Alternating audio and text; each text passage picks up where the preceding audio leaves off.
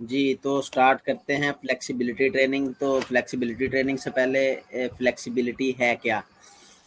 हम component of fitness में इसको कवर कर चुके हैं कि फ्लेक्सिबिलिटी क्या होती है। किसी भी जो मसल्स हैं इंसान के, उनके अंदर वो सलाहियत कि वो जो हरकत है उनकी रेंज ऑफ मोशन है वो किस हद तक है।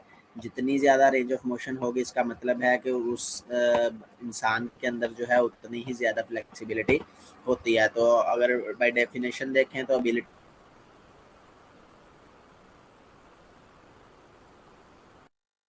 तो फ्लेक्सिबिलिटी ट्रेनिंग को की हम बात कर रहे हैं। तो फ्लेक्सिबिलिटी ट्रेनिंग का जो मकसद होता है वो क्या होता है कि जो रेंज ऑफ मोशन है मुख्तलिफ जो बॉडी जॉइंट्स की, उनको मैक्सिमम किया जा सके, उनको उनमें इजाफा जो है वो किया जा सके। तो टाइप ऑफ फ्लेक्सिबिलिटी जो है वो मुख्तलिफ होती हैं, यानी कि हर गेम वाइज जो है वो डिफरेंट है।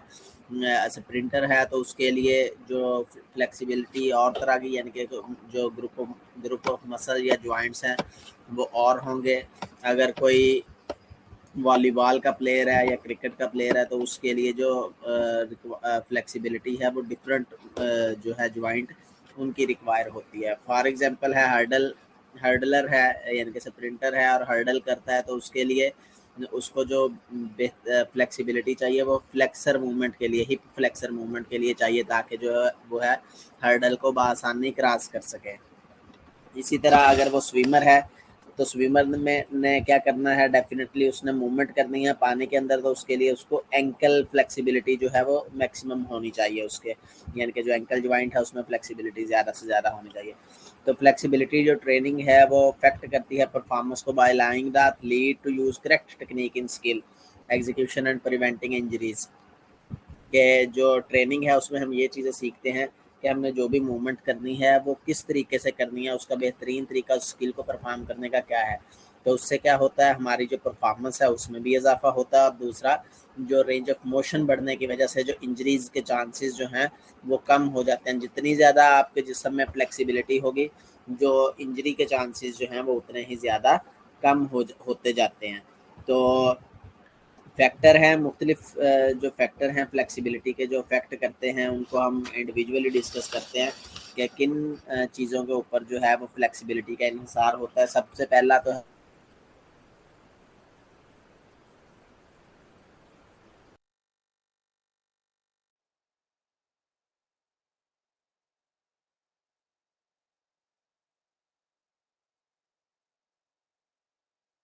इसमें जो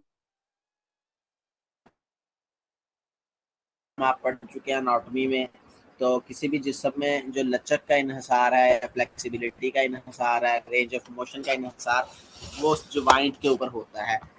जिस तरह का जोड़ होगा उसी तरह की जो लचक है। जोड़ आप पढ़ चुके हैं कि जोड़ मुख्तलिफ इकसाम के होते हैं। कुछ ऐसे होते हैं जिनमें हरकत बिल्कुल भी नहीं होती, और कुछ ऐसे हरकत होते हैं जिनमें बिल्कुल स्लाइटली सी मूवमेंट होती है, और कुछ ऐसे जोड़ है जिनमें फ्रीली मूवमेंट होती है।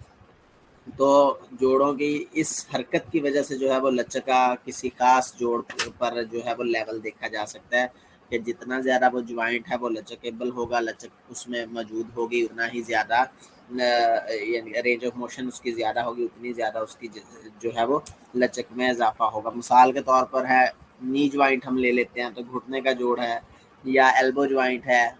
दोनों वैरायटी हैं ज्वाइंट की, कौन सी हिंज वैरायटी है, यानी कि कब्जेदार जोड़ है। तो कब्जादार जोड़ जो है उसमें हमने पढ़ा है कि उसमें मूवमेंट कौन कौन सी हो सकती है, या उसमें हम फ्लेक्शन कर सकते हैं या एक्सटेंशन कर सकते हैं। तो अगर हम कहें जी नहीं, हमने नी ज्वाइंट के ऊपर या एल्बो ज्वाइंट के ऊपर हमने सरकमडक्शन करनी है या हमने इसको रोटेशन करना है, तो डेफिनेटली वो ज्वाइंट अलाउ ही नहीं करता। वो जोड़ का जो स्ट्रक्चर है वही उस तरह का नहीं है, तो कैसे उस ज्वाइंट के ऊपर हम उस तरह की जो मोशन है, उस तरह की जो मूवमेंट है वो कर सकते हैं।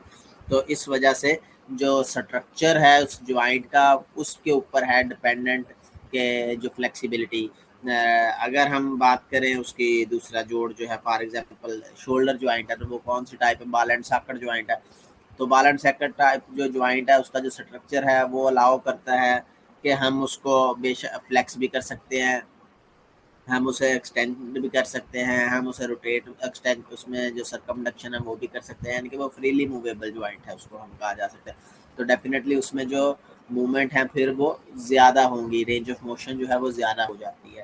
تو اس کو کہتے ہیں اناٹومیکل اسٹرکچر آف جوائنٹ کے جو اسٹرکچر ہے جوڑ جو ہمارے جسم میں موجود ہے اس کا اسٹرکچر کے اوپر ڈپینڈ کرتا ہے فلیکسیبلٹی کا لیول کہ وہ کس طرح کا ہے. اس کے بعد ہے extensibility of ligament and muscles. تو لیگامنٹ اینڈ مسل کا آپ کو کنسیپٹ پتا ہوگا. لیگامنٹ ہوتے کیا ہے؟ یہ تھک بینڈ ہوتا ہے جو کہ جوڑ کو اسٹیبل کرنے میں جو ہے ہیلپ فل ہوتا ہے. کسی بھی جوڑ کے ارد گرد یہ لیگامنٹ موجود ہوتے ہیں ڈوروں کی طرح، وہ جو ہے ان کو باندھ کے رکھتے ہیں تاکہ جو جوائنٹ ہے وہ اپنی جگہ سے ہل نہ سکے. فار ایگزامپل نی جوائنٹ ہے تو اس میں لیگامنٹ کون سے ہیں؟ انٹیریئر کروشیٹ لیگامنٹ ہے، پوسٹیریئر کروشیٹ لیگامنٹ ہے، اسی طرح لیٹرل کولیٹرل لیگامنٹ ہے. تو مختلف طرح کے جو لیگامنٹ موجود ہوتے ہیں جوڑوں میں، تو ان کی ایکسٹینسیبلٹی کے اوپر جو ہے وہ ڈپینڈ کرتا ہے کہ فلیکسیبلٹی کا لیول کیا ہے. کچھ لیگامنٹ جو ہیں وہ لچکدار ہوتے ہیں اور یعنی کہ ان کے اندر جو ہے وہ اسٹریچ کا لیول زیادہ ہوتا ہے، کچھ میں کم ہوتا ہے. لیکن اگر بنسبت دیکھا جائے مسل، تو مسل کیا ہے کی اور مسلس کی جو ایکسٹینسبلٹی ہے اس میں بھی اضافہ ہو جاتا ہے اور اس طرح رینج آف موشن جو ہے وہ مزید بڑھ جاتی ہے. اس کے بعد تھرڈ ہے اسٹیٹ آف آرگنزم کہ انسان جو ہے اس کی پوزیشن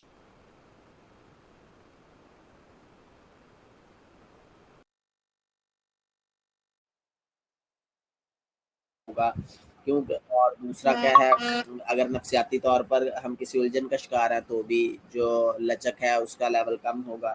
اسی طرح مسل ہیں اگر کول ڈاؤن پوزیشن میں ہے تب بھی جو لچک کا جو لیول ہے وہ ہمارے جسم میں کم ہوگا.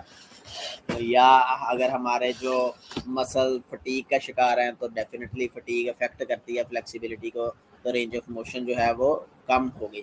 تو اس طرح جو اسٹیٹ آف آرگنزم ہے کہ وہ جو انسان ہے اس کی حالت کیا ہے، تو وہ یہ بھی افیکٹ کرتی ہے فلیکسیبلٹی کو. اس کے بعد ہے ایکسرسائز انکریز فلیکسیبلٹی. تو ایکسرسائز سے کیا ہوتا ہے، ہم جب بھی کوئی ایکسرسائز کرتے ہیں تو جو ہماری باڈی ہے وہ وارم اپ ہوتی ہے. وارم اپ ہونے سے کیا اثر آتا ہے کہ آکسیجن جو ہے وہ زیادہ مقدار میں پہنچنا شروع ہو جاتی ہے اور جو خوراک ہے وہ بھی ملتی ہے ہمارے جسم کو. تو وہ ڈیفینیٹلی جب آکسیجن بھی ہوگی خوراک بھی ہوگی تو وہ بہتر طریقے سے پرفارم کر پائیں گے. تو اس کی وجہ سے کوئی بھی یعنی کہ ان کو ڈی ہائیڈریشن کے چانسز جو ہیں وہ نہیں ہوں گے. اسی طرح جو منرلز کا لیول ہے وہ بھی باڈی میں اگر نارمل ہے تو رینج آف موشن جو ہے وہ زیادہ ہوگی کیونکہ جو پھر مسل کنٹریکشن کے دوران جو ان میں تناؤ کا یعنی کہ جو سٹرین یا سٹرین جو ہو جاتی ہے تو اس کا یا سورنس ہو جاتی ہے تو اس کا خدشہ کم سے کم ہو جاتا ہے. اسی طرح اگر ایج کی بات کریں تو بچوں میں جو لچک کا لیول ہے فلیکسیبلٹی ہے وہ زیادہ ہوتی ہے بنسبت مردوں میں. اس کی وجہ کیا ہے کہ جب بچہ پیدا ہوتا ہے تو اس میں اس کی جو ہڈیاں ہیں وہ بھی لچکدار ہوتی ہیں، وہ بھی ریجڈ فارم میں نہیں ہوئی ہوتی. تو اس وجہ سے جو بچے ہیں ان میں لچک زیادہ ہوتی ہے. آپ نے دیکھا ہوگا جمناسٹک کے جتنے بھی زیادہ ایتھلیٹ ہوتے ہیں وہ عمومی طور پر بچے ہوتے ہیں اور وہ تقریباً 24 سے 25 سال کی ایج تک وہ ویسے ہی ریٹائر ہو جاتے ہیں. تو اس وجہ سے جو ایج ہے وہ ایک اہم فیکٹر ہے. جو انٹرنیشنل لیول کے جمناسٹک ہوتے ہیں وہ 15 سے 17 سال کی ایج یعنی کہ وہ 3 4 5 سال سے ان کی جو ٹریننگ ہے اس کا آغاز ہو جاتا ہے. 10 سال وہ جب ٹریننگ کرتے ہیں تو وہ ایلیٹ لیول کے اوپر پہنچ جاتے ہیں. تو یعنی کہ 15 سے 16 سال کی عمر میں وہ انٹرنیشنل لیول کے اوپر کمپیٹ کر رہے ہوتے ہیں. جبکہ ہمارے پاکستان کی اگر بات کریں تو میٹرک لیول تک تو بچوں کو پتہ ہی نہیں ہوتا اسپورٹس کا. اور اگر وہ کالج میں جاتے ہیں تب جا کے تب بھی شاذ و نادر ہے کہ اگر وہ انٹرسٹ لیں گے تو ڈیفینیٹلی وہ کھیلوں میں حصہ لیں گے تب انہیں ان چیزوں کا آئیڈیا ہوگا. تو ویسے بھی نارملی طور پر بھی جو ہم اسپورٹس کا آغاز کرتے ہیں وہ 13 سے 14 سال کی عمر میں کرتے ہیں. اور جب پھر اس کی ٹریننگ کی جاتی ہے ایک تو سائنٹیفک میتھڈ ٹول جو ہیں وہ یوز نہیں کیے جاتے ہیں ٹریننگ کے، تو اس کی وجہ سے جو ٹریننگ پیریڈ ہے وہ بھی ڈیلے ہوتا ہے. ڈیفینیٹلی جس ایک سائنٹیفک بیس کے اوپر ٹریننگ کروانی وہ 5 سال میں ایک اچھا ایتھلیٹ بن سکتا ہے. ایک ٹریننگ جو ہے لوکل تو وہ ڈیفینیٹلی اس کو ٹائم زیادہ لگے گا. تو اس سے کیا ہوتا ہے کہ جو ایتھلیٹ ہے وہ 25 سے 26 سال کی ایج میں ہمارا ایتھلیٹ تیار ہوتا ہے، جبکہ انٹرنیشنل لیول کی بات کرتے ہیں تو وہاں پر وہ اس ایج میں ریٹائرمنٹ پر پہنچا ہوتا ہے. تو یہ بھی ایک ڈرا بیک ہے ہماری جو سپورٹس میں پرفارمنس جو ہے وہ نہیں ہے، میڈل ہم نہیں ون کر رہے. اس کے بعد جینڈر کی اگر بات کریں تو جینڈر میل ہیں تو ڈیفینیٹلی ان کی باڈی میں جو لچک ہے وہ کم ہوتی ہے، فیمیل کی جو باڈی ہے ان میں لچک زیادہ ہوتی ہے۔ اس کے بعد time of the day, time of the day بھی ہے، جیسے آپ کو بتایا کہ جب بندہ بیدار ہوتا ہے تو ایک تو اس کی پوزیشن ہے، اسٹیٹ آف آرگنیزم ہے، دوسرا کیا ہے ڈیفینیٹلی اگر سرد ہے موسم تو اس میں جو لچک ہے وہ کم ہوگی، جیسے جیسے وقت گزرتا ہے ٹمپریچر میں دن میں اضافہ ہوتا جاتا ہے تو انسان کا جو جسم ہے اس میں لچک میں بھی اس میں اضافہ ہوتا ہے۔ اسی طرح ہم اگر گرم علاقوں کی بات کریں یا گرم موسم کی بات کریں تو اس میں لچک میں اضافہ ہوتا ہے، لیکن اگر موسم ٹھنڈا ہو یا علاقے ٹھنڈے میں ہوں تو اس کی وجہ سے کیا ہے ہمارے مسل کی جو ایکسٹینسبلٹی ہے اس میں کمی آ جاتی ہے۔ اسی طرح جو جوائنٹ ہیں ان کی رینج آف موشن میں کمی واقع ہو جاتی ہے تو لچک پھر کیا ہوتی ہے، کم ہوتی ہے۔ تو اس لیے جب ان ایریا میں اگر ہم ہیں تو پھر ہمیں وارم اپ کی زیادہ ضرورت ہے تاکہ جو ہمارے مسلز ہیں وہ یوٹیلائز ہو سکیں، جو افیکٹ ہے ٹمپریچر کا وہ کم سے کم ہو۔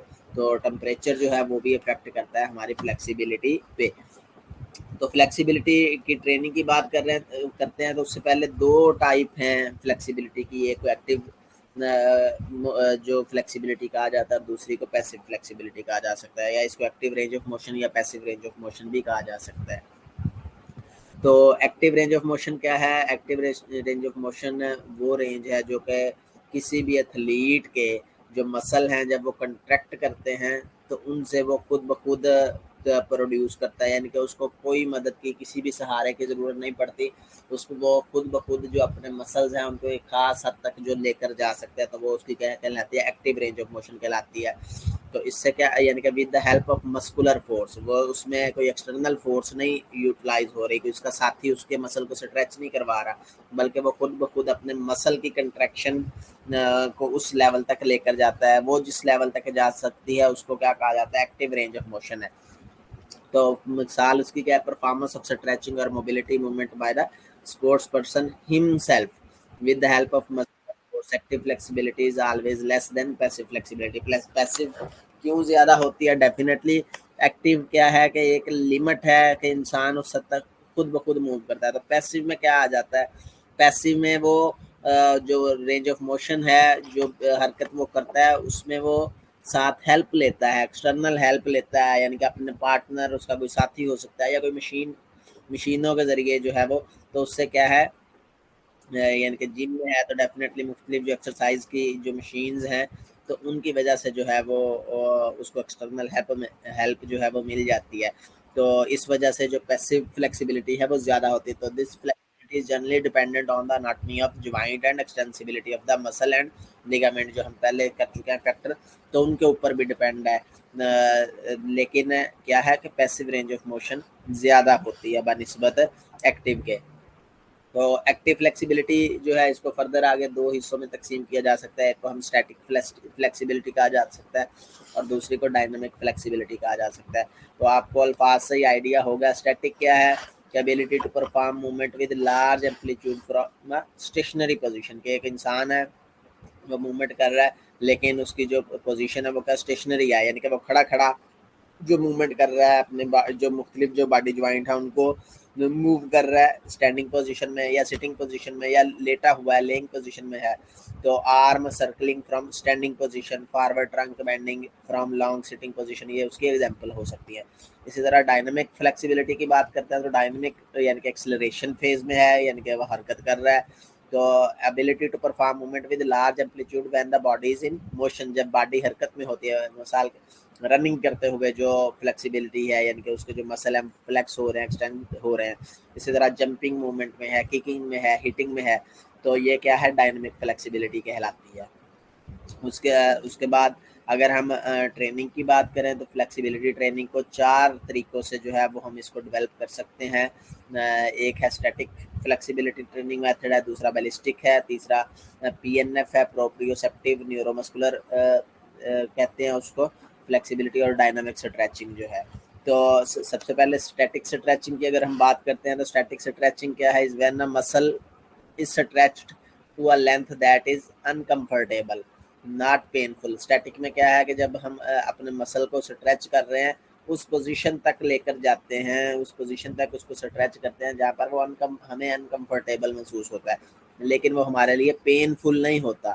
And held for a given length of time. تو ہم اپنی جو باڈی ہے اس کو وہاں پر اسٹیٹک کرتے ہیں ایک مخصوص ٹائم پیریڈ کے لیے.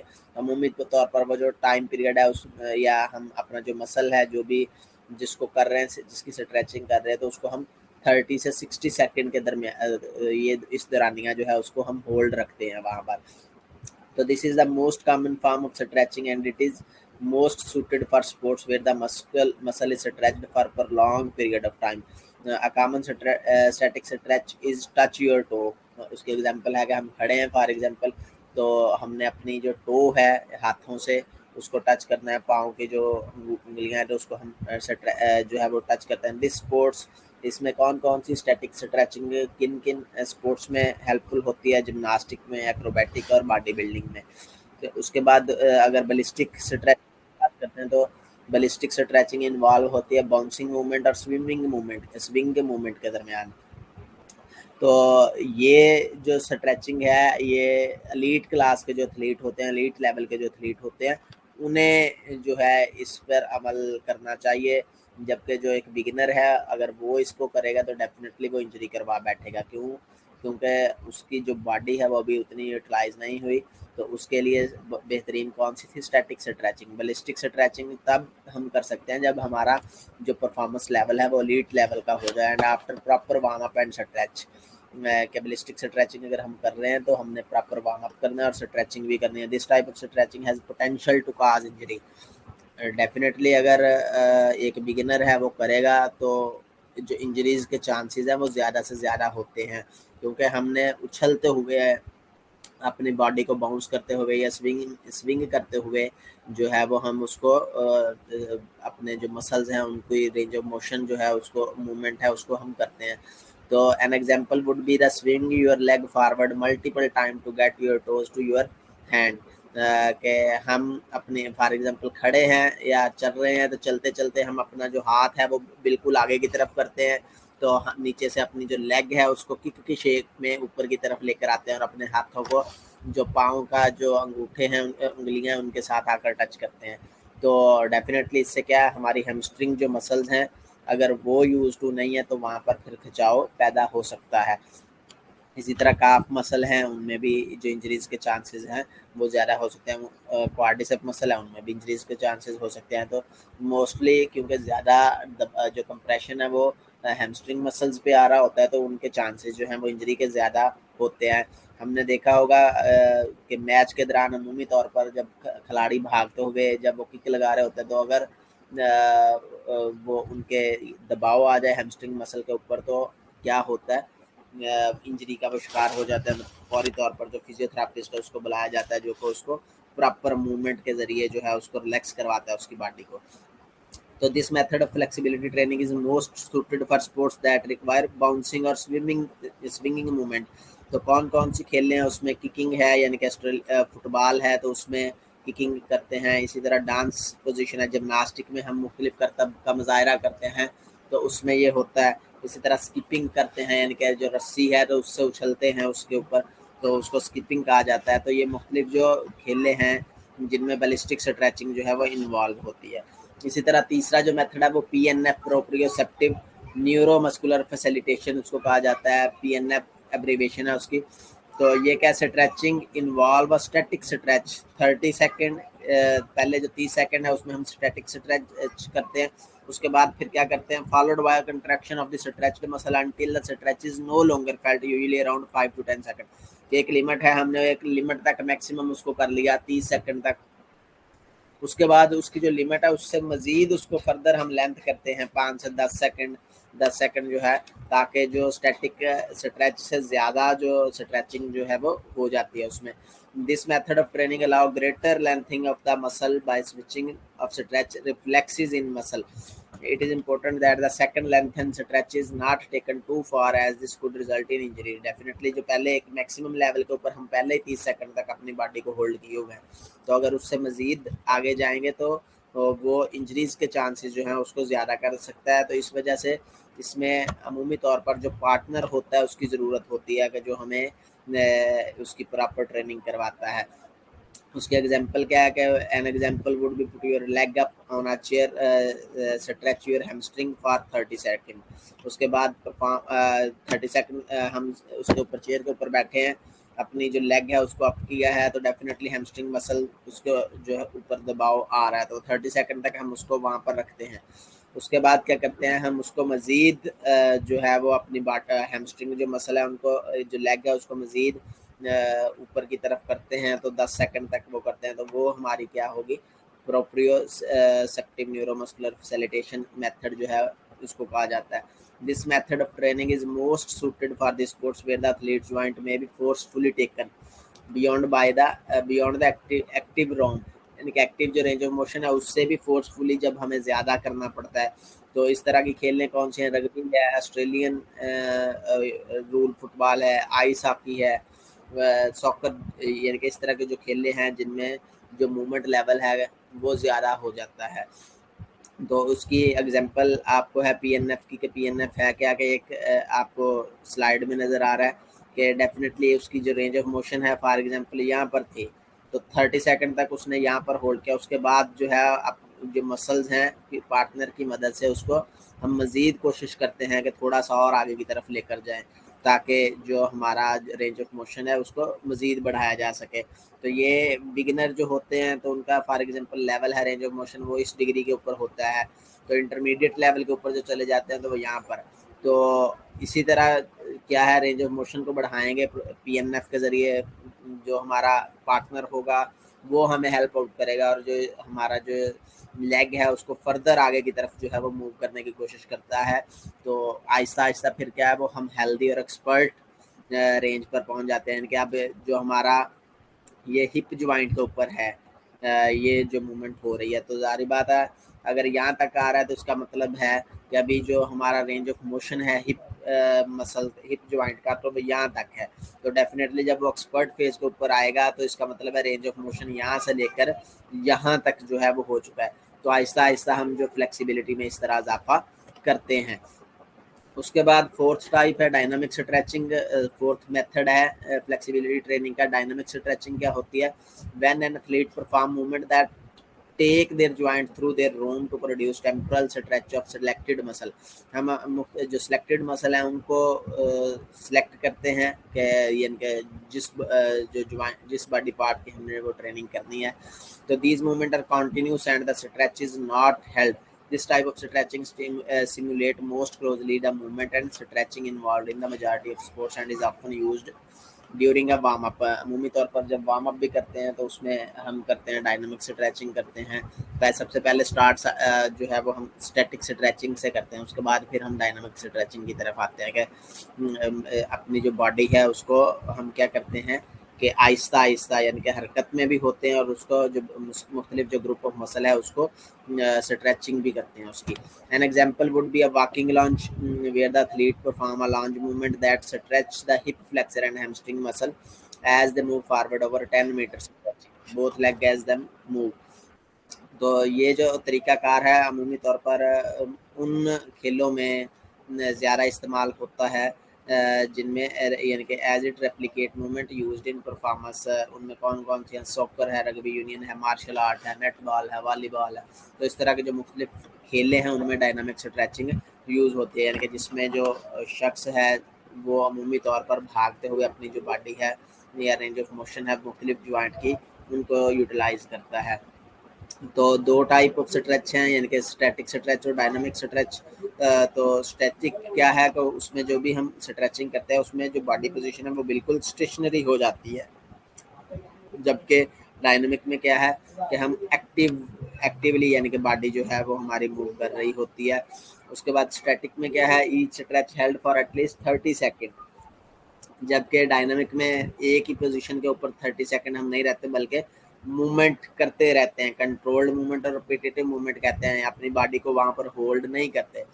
तो स्टैटिक स्ट्रेच से क्या होता है, slow heart rate down after workout, कि जब हमने कोई एक्टिविटी परफॉर्म किया उसके बाद जब हम स्टैटिक स्ट्रेच करते हैं तो हमारा हार्ट रेट जो है वो डाउन होना शुरू हो जाता है। जबकि डायनामिक स्ट्रेचिंग जो की जाती है, increase heart rate before workout, dynamic stretching को हम वार्म अप कहा जा सकता है कि हम जो वार्म अप करते हैं तो उसमें अमूमी तौर पर डायनेमिक स्ट्रेचिंग जो है वो करते हैं। तो उसमें क्यों करते हैं? ताकि जो हमारा हार्ट रेट है वो इंक्रीज हो सके।